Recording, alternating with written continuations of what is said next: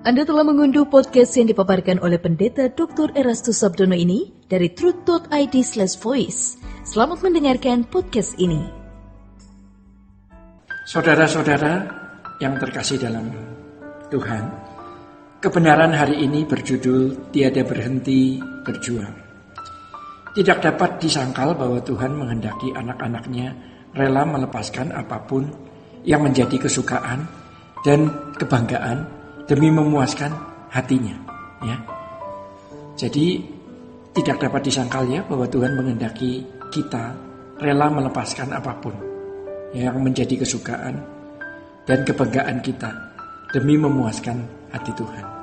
Ketika Allah menghendaki agar Abraham menjadikan Ishak sebagai kurban bakaran, Allah menghendaki agar dirinya dipuaskan oleh Abraham dengan cara memberikan yang terbaik, tersayang, dan termahal dalam hidupnya bagi Tuhan.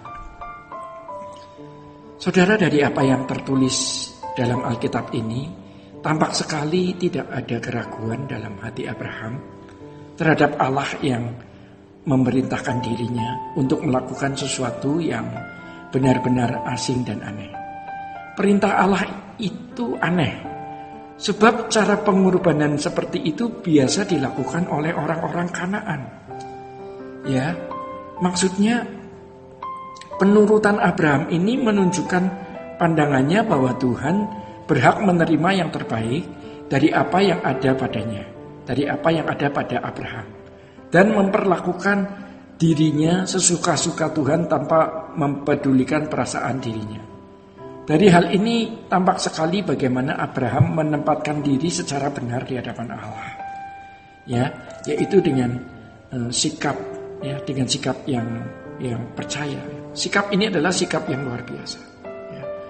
Tetapi normal di hadapan Tuhan, sebab memang Tuhan berhak diperlakukan demikian. Jadi saudara-saudara, umat perjanjian baru dikehendaki Tuhan untuk memiliki kehidupan iman seperti Abraham. Abraham dibenarkan bukan karena perbuatannya dalam melakukan hukum, sebab memang belum ada hukum waktu itu. Namun Abraham dibenarkan karena penurutannya yang begitu hebat.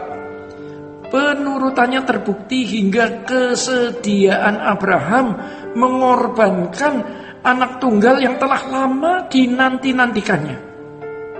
Hal ini menunjukkan bahwa seorang Kristen belum bisa dikatakan Kristen yang dibenarkan sebelum memiliki kehidupan iman seperti Abraham. Ya, pada mulanya Abraham dipilih bukan karena perbuatan baik yang dilakukan, melainkan karena Allah memilih. Namun setelah Abraham menjadi pilihan Tuhan, ia harus hidup dalam penurutan terhadap kehendak Allah yang sempurna.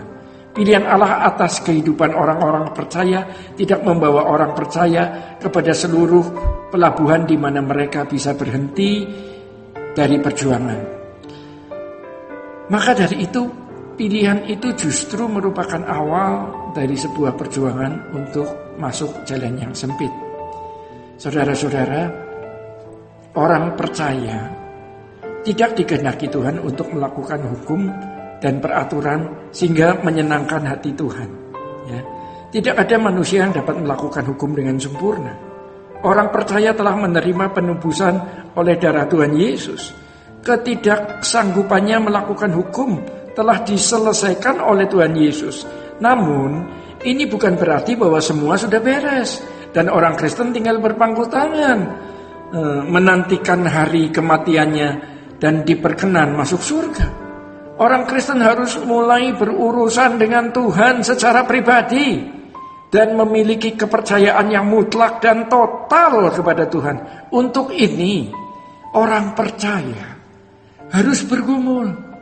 Untuk mengenal Tuhan harus bergumul secara lengkap, ya, dan mengalami Tuhan secara nyata, mengalami Tuhan secara realistis agar dapat mengerti kehendak Tuhan, ya, dan serta melakukannya. Saudara-saudara, hal ini kebalikan dari apa yang dipahami selama ini oleh banyak orang Kristen.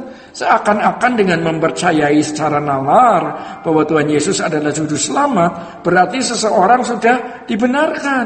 Kekristenan menjadi begitu dangkal kalau seperti itu. Kekristenan jadi begitu miskin jika seperti itu. Ya, tidak ada keagungannya, tidak ada keluar biasaannya. Jika kekristenan hanya demikian, kekristenan menjadi lebih buruk dan sangat tidak berkualitas dibanding banyak agama lainnya. Orang Kristen hanya merasa bangga ya, bahwa dengan menjadi Kristen maka memiliki cara mudah masuk surga dan menjadi anak Allah ya. Padahal hanya orang-orang yang memiliki sikap hati dan langkah hidup seperti Abraham yang menjadi anak-anak Abraham. Orang-orang Yahudi yang berusaha membunuh Tuhan Yesus dikatakan sebagai bukan anak Abraham. Sebab kalau mereka anak Abraham, mereka pasti bertindak seperti Abraham. Kalau ada orang-orang Kristen yang tidak mau mengerti misi utama yang dibawa oleh Tuhan Yesus, tetapi berkeras dengan gairah duniawi dalam dirinya, ia pun bukan anak Abraham. Jadi saudara, Abraham adalah sosok yang berjiwa musafir ya. Abraham adalah sosok yang berjiwa musafir dan menunjukkan hidupnya hanya untuk menerima negeri yang Allah janjikan. Wow, ya, ini yang harus kita renungkan. Ya. Penulis Ibrani memberi kesaksian seperti ini. Karena iman, ia diam di tanah yang dijanjikan itu, seolah-olah di suatu tanah asing, dan di situ ia tinggal di kemah dengan Ishak dan Yakub, yang turut menjadi ahli waris janji yang satu itu. Sebab ia menanti-nantikan kota yang mempunyai dasar yang direncanakan dan dibangun oleh Allah. Semua itu dilakukan Abraham sebagai sikap ketertundukannya kepada Allah sebagai majikan agungnya. Jadi tidak heran ya saudara, kita tidak heran karenanya Abraham disebut sebagai bapak orang percaya. Karena ketertundukannya kepada Allah, meskipun tidak ada dasar baginya untuk berharap. Sikap hidup Abraham menjadi teladan bagi orang percaya untuk berani melepaskan segala sesuatu demi kehendak dan rencana Allah. Tanpa keberanian untuk melepaskan segala sesuatu seperti yang diteladankan oleh Abraham. Jika kita tidak memiliki keberanian untuk melepaskan segala sesuatu seperti yang dilakukan atau diteladankan oleh Abraham, kita tidak mungkin memuaskan hati Bapa. Sola Gracia. Untuk berlangganan renungan harian dalam bentuk cetak, silakan hubungi Truth Literatur di nomor telepon 0878 7870 7000. Untuk mendapatkan CD khotbah, MP3 renungan Truth, dan CD album lagu produksi Sola Gracia, Anda dapat menghubungi di hari dan jam kerja di nomor telepon 021 638 60953. Tuhan Yesus memberkati. Sola Gracia.